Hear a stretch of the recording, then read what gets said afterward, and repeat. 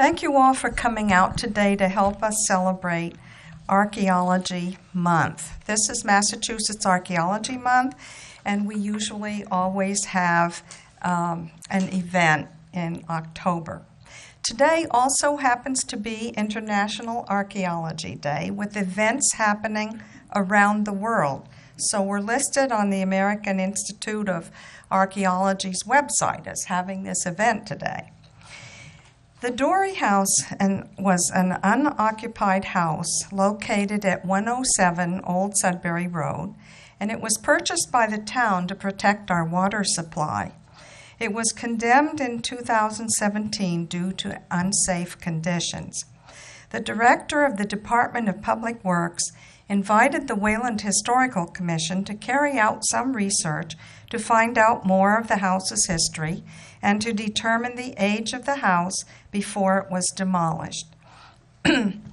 We asked the University of Massachusetts Archaeological Services firm if they could identify a student who might need a thesis project. Ms. Kathleen Barvik was interested in taking on the project for her senior thesis. We were able to obtain $5,000, which is a modest amount of money for a dig, to fund the project from the Community Preservation Historical Resources Fund. So this is actually your tax money at work. The work began on Saturdays in November and ended in early December. More than 20 students from the 5-college area and several local volunteers, even one from Worcester, participated. This dig is an example of a project done in cooperation with several different town organizations, the Department and Board of Public Works, the Community Preservation Committee, and our Historical Commission. The project could not have been done otherwise. Kathleen Barvik, also known as Kate, received her Bachelor of Arts in Anthropology in May of this year, 2018. She attended the UMass Amherst Field School in 2017 and excavated at the Emily Dickinson House in Amherst. Kate's presently employed at the Old Manse in Concord. So we truly appreciate Kate coming to tell us about the results of the Dorey House excavation. Please join me in welcoming Ms. Kathleen Barvik.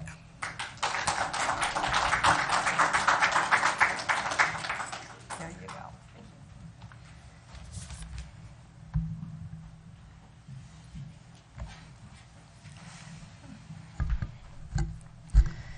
go. Thank you, Tanya. Hello and good afternoon. My name is Kate Barvik, and I'm here to talk to you about the archaeological excavation that I conducted here in Wayland last fall at the Dorey House property on Old Sudbury Road. The Dorey House was a 19th century house on the bank of Baldwin Pond in the northwest of Wayland. Until recently, it was a privately owned home. It was sold to the town a few years ago with the intent of demolishing it to protect the banks and waters of the pond. The Wayland Historical Commission wanted to do an archaeological dig at the house before that happened. So they contacted my professor, Eric Johnson, and together the Wayland Historical Commission, Professor Johnson and I, we made a plan and organized the dig. There's a lot of process that goes into that. We submitted a permit application for a formal Phase 1 archaeological investigation to the Massachusetts Historical Commission. And I spent the summer doing deed research on the property at the Registry of Deeds in Cambridge. And we came up with 3 research questions that we wanted to investigate. How old is the house? How was the property used throughout history? And was there a tavern on the property, and if so, where? So, first one, kind of the one that drew the attention of the Historical Commission in the first place. How old is the house? We knew that the standing structure was a 19th century house, but not a whole lot more than that. One town record said it was built in 1875, but because actual records were thin, we wanted to find some, we hoped to find some physical evidence that would either confirm that date or suggest a more accurate one. And second, how was the property used throughout history? Though the house that we were digging at was, we think, built in the 1800s, certainly the property was used longer than that. The Baldwin family is said to have owned the property at least back into the 1700s, and the town has been settled since the 1600s, which makes that likely. Deed research was able to trace ownership of the property back to the Baldwin family, supporting the idea of the 1700s, although the earliest legal records were from the early 1800s, and the earliest record of an actual house on the property was from a deed from 1821, which listed a dwelling house, 2 barns, and several outbuildings, although where on the property is not stated. And back in the 1820s, the property owned by the Baldwins was an 80-acre, much larger piece of property, so that leaves some questions about if this was the house that was being referenced. And 3, I think a sort of intriguing question. Was there a tavern on the property, and if so, where? The Baldwin family, according to town lore, is said to have had a tavern on the Dorey House property during the time of the Revolutionary War. It's listed on some old maps from the 1800s, although these are all secondhand sources. The main map that is cited was made in the 1800s of the town as it looked in the 1700s. It's a sort of centennial thing, so we wanted to find some primary source or hard evidence supporting the finding the location of a tavern. Kay Westcott from the Wayland Historical Commission, during her research, found a diary entry from 1839 from one Dr. Stearns referencing a building, quote, a very ancient building that had been used as a tavern that burned down in 1839 at the Baldwin place. So that points to the tavern we were looking for. We were wondering if we could find some physical evidence of where that might have been. So these were the piece of background information. This was the background that we took into account when we were planning and organizing the excavation. The excavation itself was a public archaeology project done in the spirit of public engagement and public education and community involvement, as well as for data collection. It was a partnership, between the multiple, as Tanya said, multiple town organizations, primarily the Wayland Historical Commission and UMass Amherst. Professor Eric Johnson, the professor is the project archaeologist. Julie Woods, the PhD candidate at UMass, was the archaeological lab supervisor, and together they were co-principal investigators. I was the field manager, the field supervisor. I was managing and coordinating activity on the site. So all the excavation, all the digging that got done, I was kind of in charge of doing, making sure all that was running smoothly. And Tanya Larkey and Amanda Chiacho from the Wayland Archaeological Research Group were invaluable partners on this project.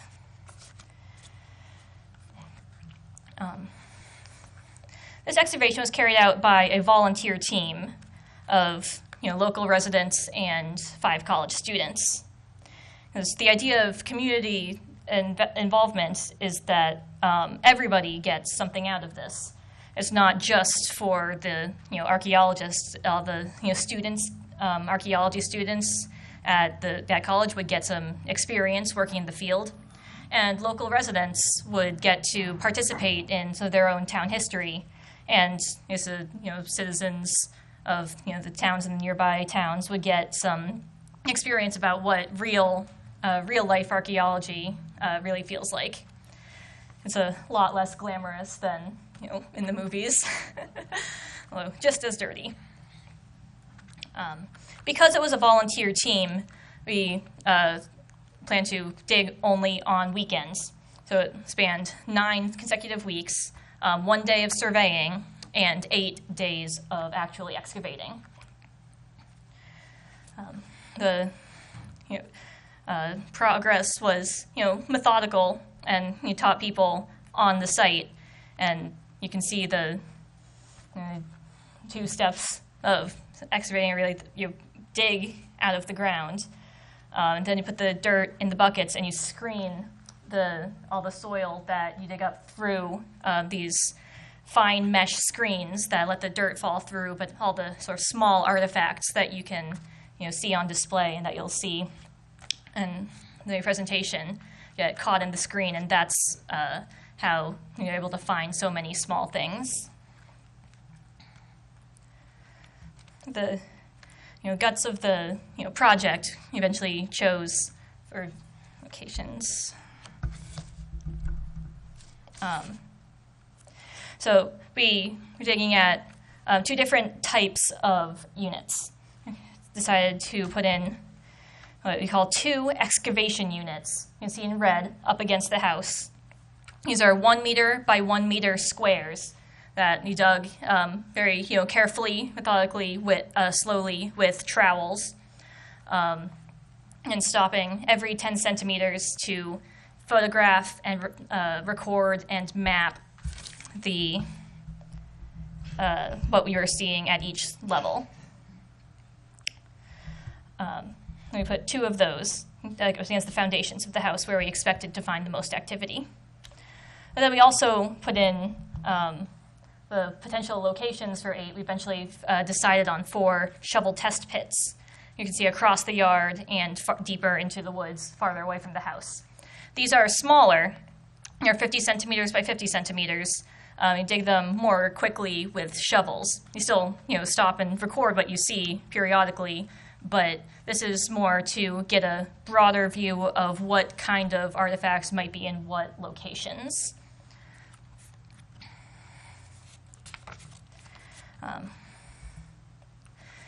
You need to plan very carefully, because it's important to remember that archaeology is an inherently destructive activity. Once you dig something up, it's gone forever, and you can never put it back the way you found it. So we keep extremely detailed notes of everything that we see. All the soils that we dig through, all the different types of soil, the colors, the consistencies, all the artifacts, their locations, both on the plan view, but also how deep in the unit, whether there are any rodent burrows or tree roots that go across the unit that might have disturbed the soils or artifacts.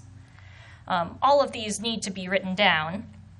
But that means, so if you know how to read the paperwork, you can reconstruct exactly what we saw in the field. And so it's working from these notes in the lab is where all of the analysis happens and all of the sort of real learning and discovery takes place. And we ended up learning a lot from the artifacts that we recovered. Most of the artifacts that we found tell the story of a 18th and 19th century house. A lot of it consisted of building materials, things like stone and brick and window glass and nails and paint chips, sort of understandable debris from either construction or demolition of the structures that were there. Other things consisted of the artifacts of everyday use, including things like coal and coal clinkers, as half-burned coal. There's a lot of those. And also things like ceramics and table glass, things that would have been used during everyday life. Every artifact that we find tells us something, although different artifacts are good at saying different things. Like the presence of coal and the amount of coal can definitely tell us something about patterns of use on the site, although any individual piece of coal can't really tell us very much. But what's can is that any even a single sherd of ceramic is one a sherd is a small piece of ceramic, can potentially tell us a whole lot even by itself. These are things we call diagnostic artifacts. They help us, pinpoint dates just sort of by themselves rather than being necessary by context to determine dates. And they help us date, the other artifacts that are found in similar areas. And ceramics make pretty good diagnostic artifacts. And from these, we learned that most of the things we found, most of the artifacts we uncovered are from the 1800s, although quite a lot were from the 1700s and even some from the 1600s as well. And all these we see through the ceramics that we found. For example, here we see what we call shell-edged pearlware. These can be really good for determining dates of use at the site. Pearlware refers to kind of white clay that was used for tableware, things like plates, cups, saucers, sort of the kind of things that you eat your food off of on every day. And shell-edged refers to the wavy or scalloped decorated edge. These things you can see here would have been the rims of plates or saucers. And different edge patterns were popular at different times. Like you can see that even these three sherds shown here have different styles. And this one's sort of wavy and blue. This one's jagged and green. This one's wavy but molded and green. And different types of ceramics, different styles, went in and out of style at different times. And you can imagine that even now, what was popular and stylish 20 or 30 years ago might not be today. And the same's been true throughout history. Many of these from the Dorey house, like these ones in particular, are dated from 1780 to 1830. And I think these are good for showing the use their use at the time, but also when the property was active, because these would have been, like I said, kind of everyday wares. And shell-edged pearlwares are really good for that because they aren't the kind of things that you sort of treasure and keep generally. These aren't like fine china. These are the kind of artifacts of everyday use. And when they break, you throw them away, throw them in the backyard. That's likely what we're finding. And so these are pretty strong indicators of regular use at the site in the late 1700s, early 1800s. Some of the other artifacts we can distinctly identify and date include things like the Westerwald Rhenish stoneware. You can see here on the right. This is a type of stoneware. It means sort of a very heavy clays infused with a lot of minerals. And it's a distinctive type of heavy salt glazed stoneware with cobalt blue designs and sort of molded detail that were popular in the colonial era. They were made in Western Germany. This particular style, the Westerwald blue on gray, had a huge import market in the 1600s and 1700s, up until about 1770 or so. And strong influence on the styles that were made in America as well. On the left, you can see a different type of ceramic called Jackfield redware, or at least Jackfield type. This is a kind of red clay as opposed to the white clays that we're talking about, the pearlwares or the gray stonewares. This is a red earthenware, and Jackfield ware was a type of ceramic made in England in the 1740s through 60s primarily. It was a dark-colored, dense-bodied redware with black lead glaze. So it must have been fun to eat off of. And we did find a few sherds of redware that match this description. Dark clay, sort of kind of a matte lead glaze type. But what's interesting is that a lot of the black glazed redware that we found was a sort of lighter, thinner, more terracotta-like clay with the shinier glaze that possibly indicates Jackfield revival ware. Because there was after Jackfield ware fell out of style at the end of 1700s, there was a revival in the 1870s through 1880s with sort of new, updated technology, but it's the same sort of style.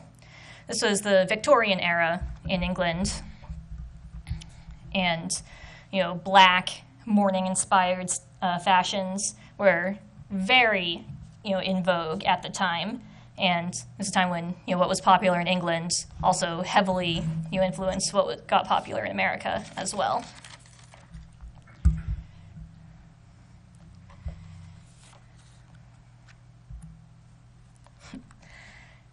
This little piece is, I think, particularly interesting. It's potentially the oldest piece of ceramic that we found on the site. The one on the left, the on the right are examples of the type. But this piece is small, but has a potentially really interesting background. This is a type of ceramic called a Delftware. It's a soft-bodied, tin-glazed earthenware made in the Netherlands. It was used to make decorative tiles and vessels. And the production in the Netherlands started in the 1500s to mimic the expensive imported Chinese porcelain, but made in the Netherlands out of local clays instead. But it grew into a thriving market and a important style in its own right. And during the 1600s and 1700s, around 800 million tiles of these decorative tiles were made and exported all over the world. The most prominent time of this, or the most well-regarded art and the most heavy export times were from 1640 to 1740. And the tile that we found here, you can see the corner, the square tile with the rosette pattern that's extremely similar to the popular designs in the 1600s. Now you can see in tiles that are still on display in castles and old houses in Great Britain. These tiles would have gone either on the walls in kitchens or hallways, or likely around a fireplace to add a little bit of flair to the house, the interior decorating. And because of the date, and because things likely from the 1600s or early 1700s, because the date of the house in the mid to late 1800s most likely, I think it's extremely likely that this tile came from an earlier structure that was on the similar footprint to the house.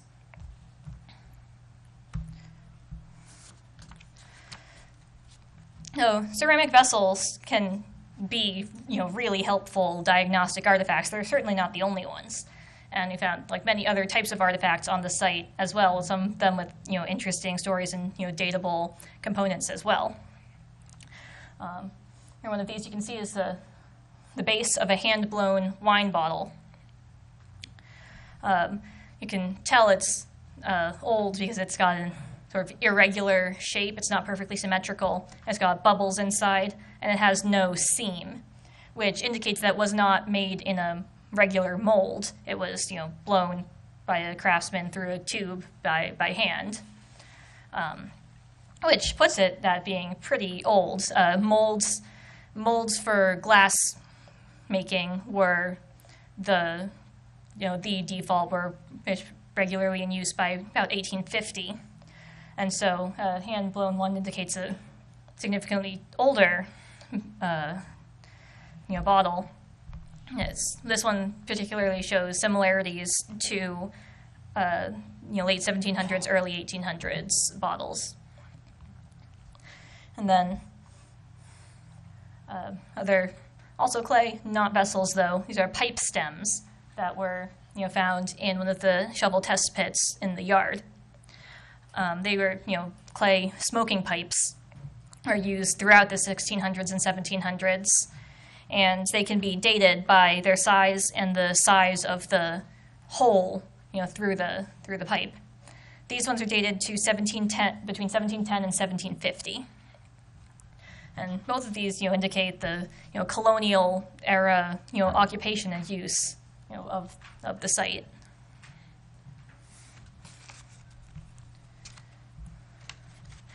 Of course, the colonial people were not the first people to live on, in this area.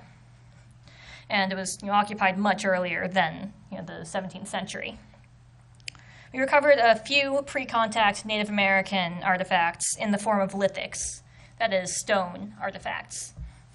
We found 3 stone flakes, debris from the creation of stone tools or projectile points, and 1 well-formed, very beautiful Brewerton-type stone projectile point. That is, Brewerton refers to the shape and style and design of this kind of point, and it was dated to the late Archaic period, which is about 6,000 years ago. So this here is the oldest datable thing found on the site, 6,000 years old. This is the question I got most when I was working on my site. Did you find any arrowheads?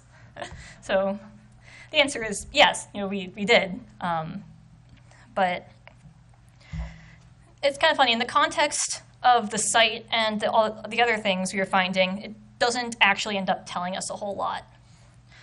It was found in historic fill, which means that the soil, which most of the soil we were digging through was historic fill. That means it had been dug up and filled back in at some point in the historic era, which means that it's difficult to tell when or how many times.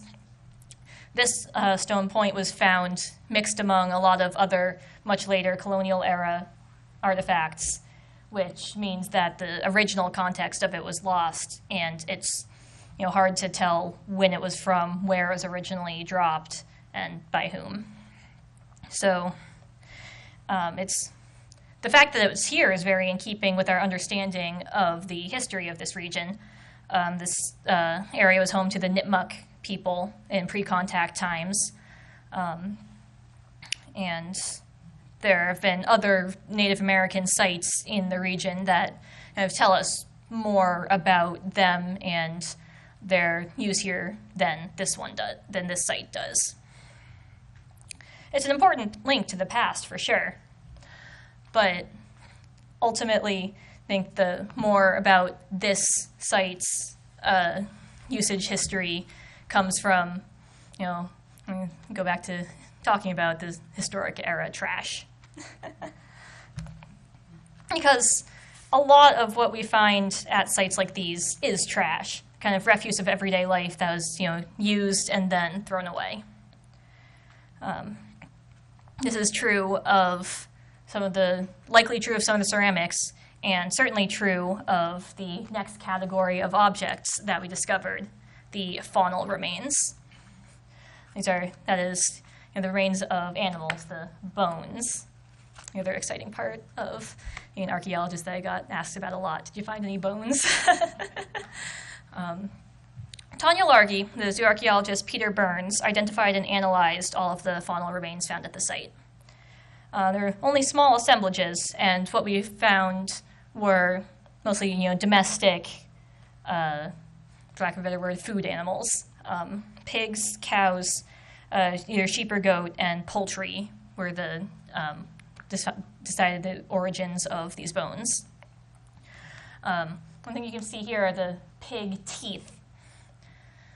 These are from a young animal, likely butchered in the summer. Sorry. Oh, oops, I used the wrong picture. I'm sorry. Yeah, all right, so these are the cow teeth. We also found pig teeth. I'm sorry, I used the wrong picture on the slide.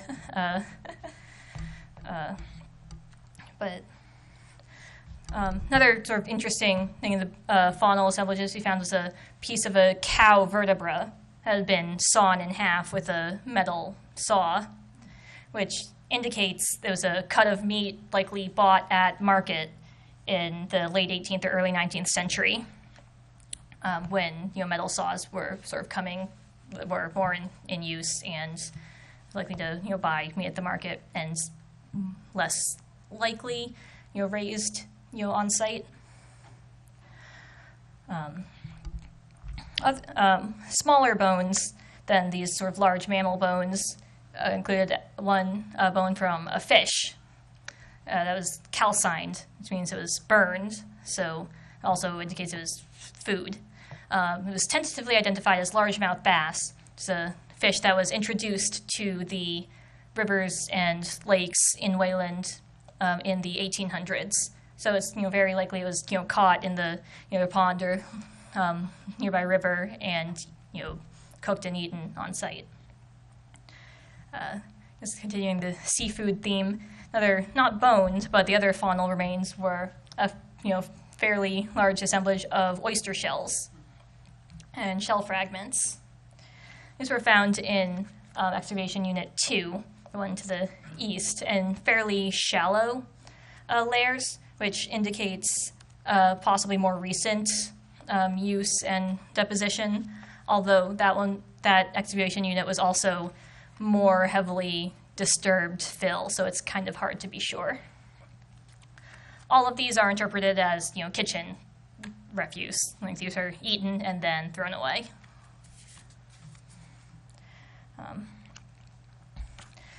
The sort of garbage theme is, that tends to be what gets left behind. These are, for example, in one of the other shovel test pits, the one to the southwest of the house was mostly architectural debris, bricks and building stone mostly, which is being interpreted as potentially discarded construction remains. So a lot of this is the story of what happened by what was left behind. Although artifacts aren't all we look for. We also look for we call features, structures that were human made or human influenced structures that are too large or too embedded in the ground to be able to be removed and preserved. Something that may have been a feature is something that we found in EU2. It's a collection of dry laid stones at right angle to each other up there in the corner. The pattern and layout suggests this might have possibly been remains of an older foundation from either an older component of the house or an older building that was on the site. In EU1 on the north side, we found a fairly similar foundation underneath the concrete block foundation of the house. It was another dry laid stone foundation with a protective concrete overlay put over it. So suggesting, again, either an older structure or an older component of the house that had undergone renovation.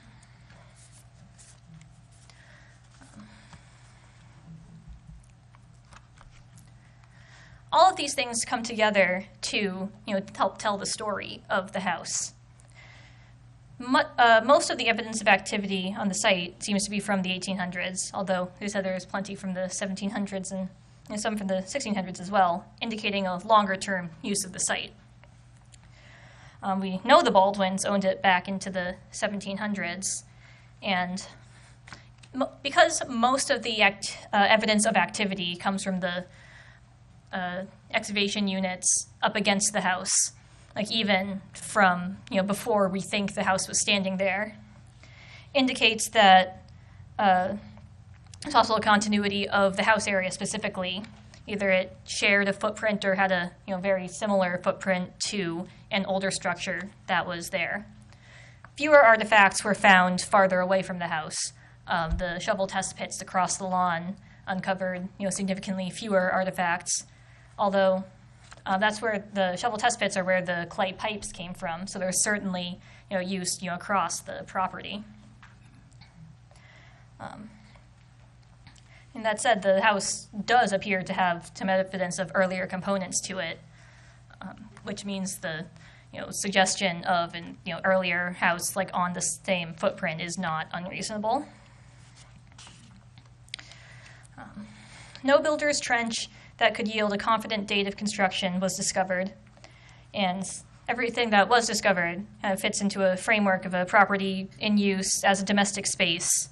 After the expansion of the Sudbury plantation that was settled in the mid 1600s, and the continuity of property use through the 1700s and 1800s and to this day.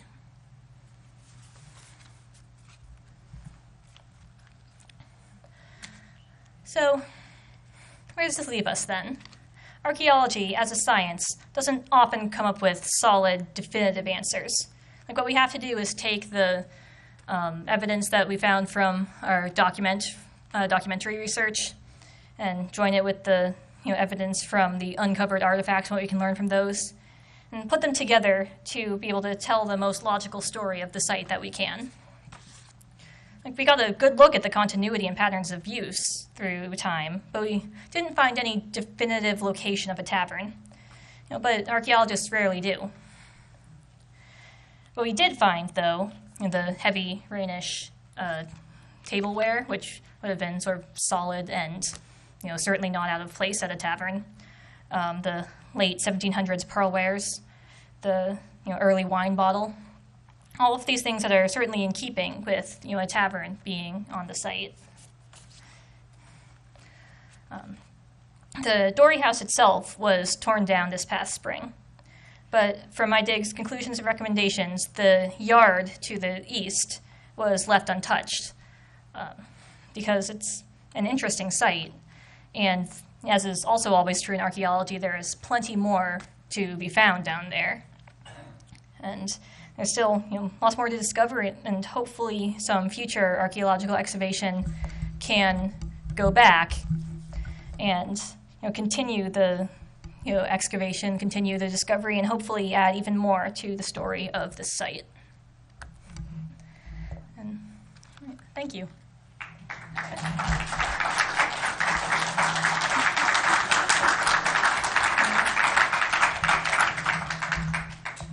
That was excellent, Kate. Thank you. You made a lot of really good basic educational points. Are there any questions for Kate? Oh, I see hands up. Okay. Amanda, do we have the mic that travels? Just enunciate and hear you. Yeah, but I can't. You'll have to repeat it. Sorry. Bob, did you have your hand up? I saw where you chose to dig adjacent to the house.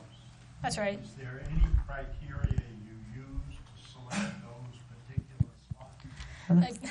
Actually, yes. When we were surveying and looking for places to place the 1 by 1 meter units, we specifically chose to put them half in front of door and half in front of wall. So both of those sites were, well, the one to the north of the house was in front of the back, was half in front of the back door. The one to the east of the house was half in front of what looked like it may have used to have been barn doors. So this is kind of in as few areas as possible because we had very limited time to dig. Try and encompass as many different, I guess, types of locations as possible, and we're hoping that possibly this might show some different patterns of use, which might indicate some time, like the time that the structure had been built there.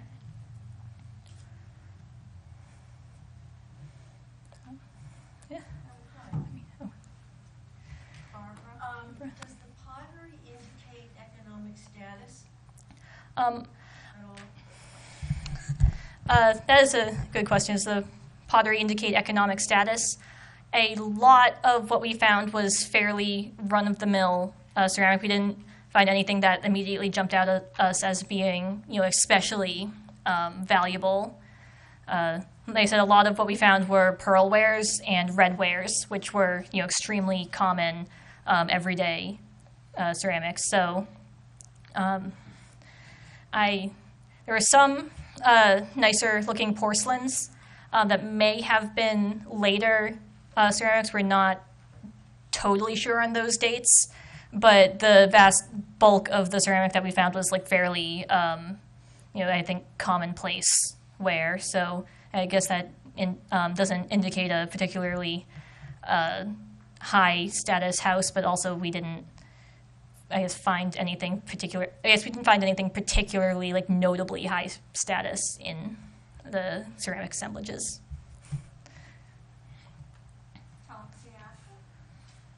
I was interested in that oyster shell you found, Oh yeah, because it indicates commerce with the coast. That's a saltwater animal. definitely, yeah. So if it happened after 1880, after the railroad came through, it indicates transport of kind of luxury goods. If it happened prior to that, it's really interesting because how did they do that? We don't have any indication of a lot of commerce with the coast pre-railroad. So what did you find in that? Well, it's a good point. Well, like I said, the oyster shells were found in kind of shallower layers, which indicates a later date. So it's definitely possible it was after the railroads. It's kind of hard to date, although certainly out of the Chesapeake Bay, there was a really heavy trade in oysters, even inland. So, like throughout the Northeast, I imagine this was also likely true in the, at the Boston area, the Massachusetts coast. Although, I guess I can't. We weren't able to date the oyster shells themselves all that well, so that is still an open question. How did they? Did you find any gravestones in the site? That would certainly throw some light into the history. That would have, but no, we didn't find anything that had a nice date stamped on it or anything.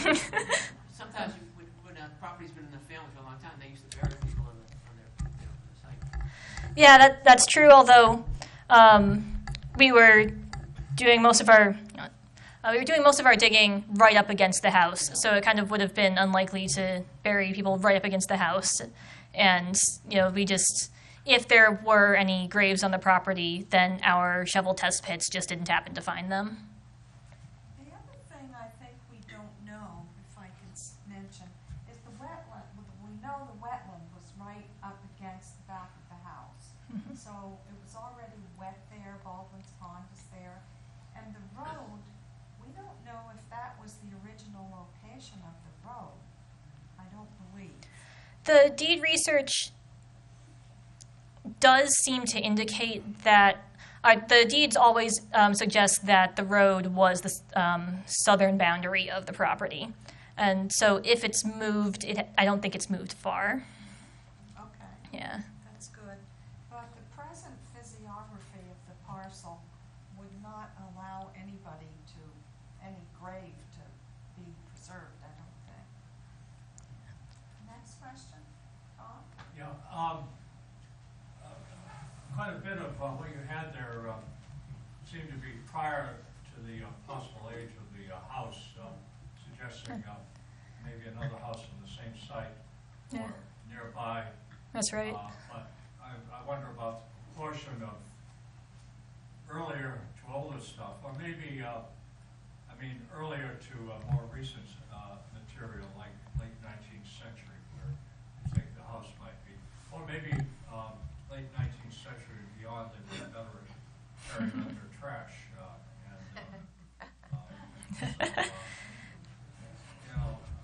How much do you think was associated with that house rather than earlier?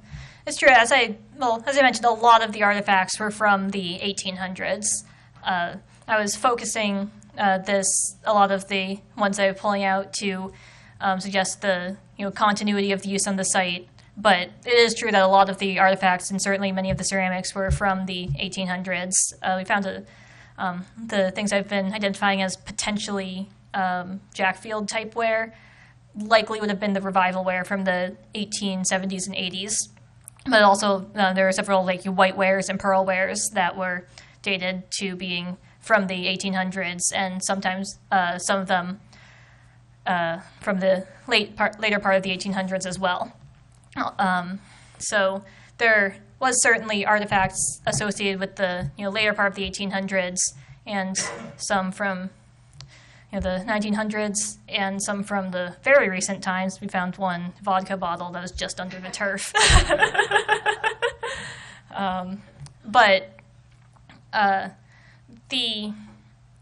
because the house that's standing here itself is a little bit hard to tell if this was on top of an older structure or not. There didn't seem to be any notable breaks or large numbers of artifacts from any one specific time that might indicate the building of a new house here.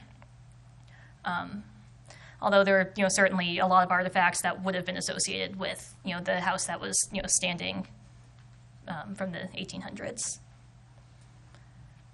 The post road was the 95 at the time, and the stagecoach used to run right through on the post road. So that might explain the oysters. People that they bought them in Boston, and Yeah, there's absolutely commerce going on pretty much ever since Wayland was founded. And in fact, before it was even Wayland, it was part of the Sudbury plantation.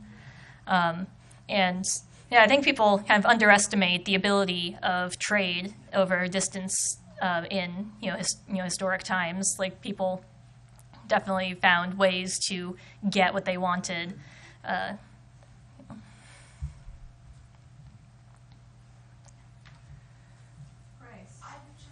was very intrigued. Could you please restate the name of that Indian tribe that you cited and give kind of a ballpark of when those people were inhabiting the area? The name of the people who lived here in Wayland in pre-contact times were the Nipmuc, Nipmuc, usually. Wasn't it? It was actually, I've seen on old maps that this was a boundary for territory between Nipmuc, Massachusetts, and I think Pennacook.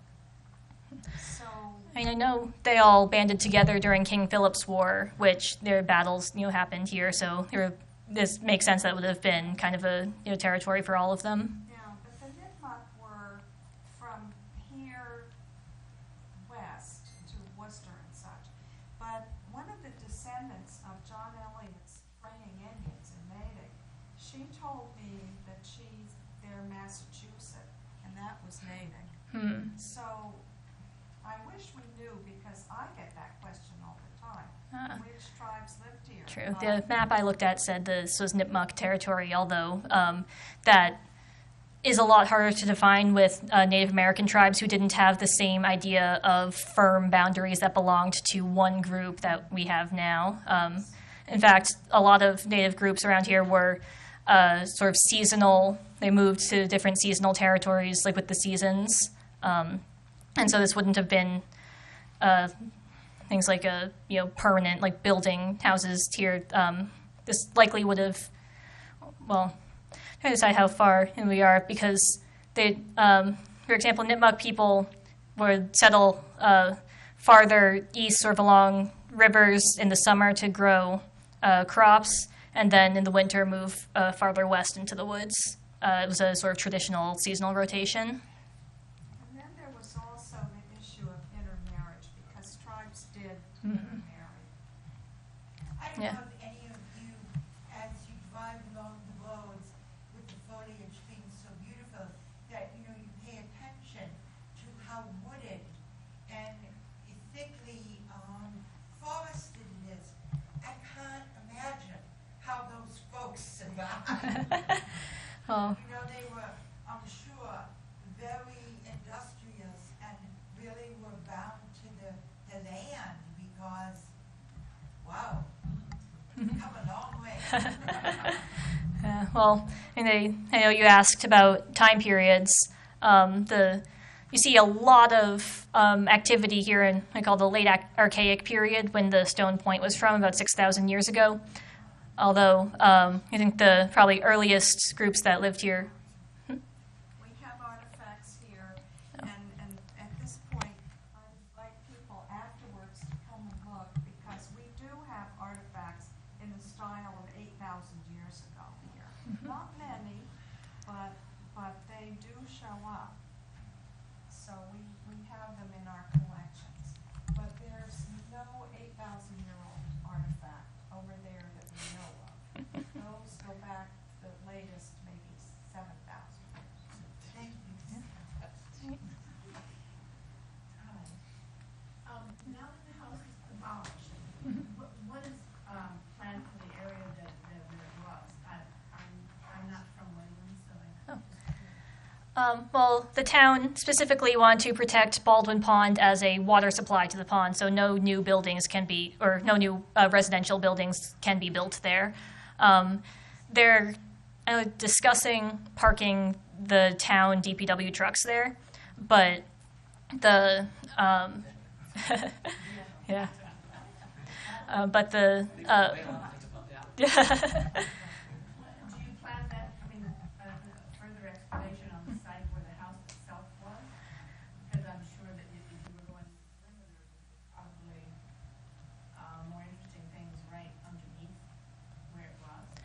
So where the house itself was unlikely, because the demolition would have churned up so much of that it would have been kind of, it would make any excavation there kind of difficult and not be able to tell us very much, because all the context of the artifacts would be lost.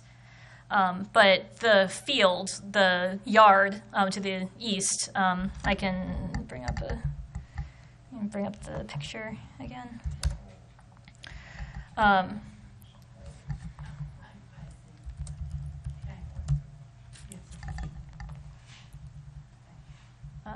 We can get a map of the property. See where the orange and white units we plotted out? That whole yard was, on our recommendation, fenced off and left undisturbed, so that in the hopes that in the future another archaeological team might be able to go back and do some more excavation out in the yard to hopefully, fill in the story of this house and this property a little bit more. So that's being left open for potential in the future. And I might add to that, the water department is right next door. There's a driveway that goes back and to the right, and there's the water department buildings. And that's where a lot of our town wells are.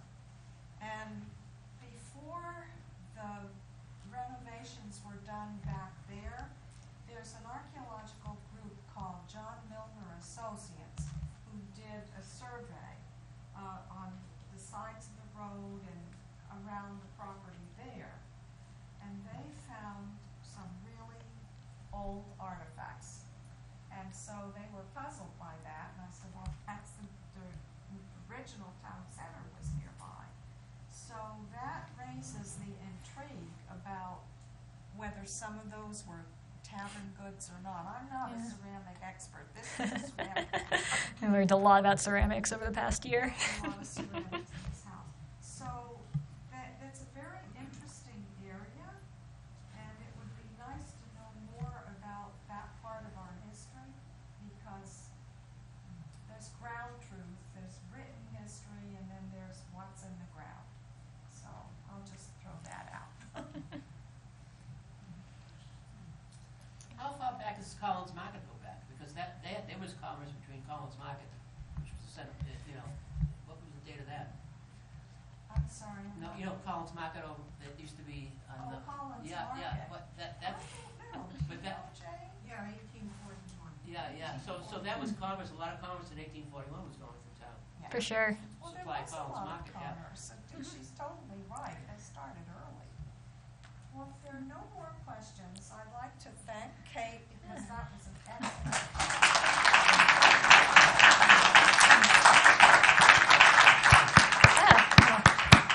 Yeah, thank you all for coming, and I hope you enjoyed. And if you'd like to see some of the artifacts that we discovered at the site, there are some on display right over here.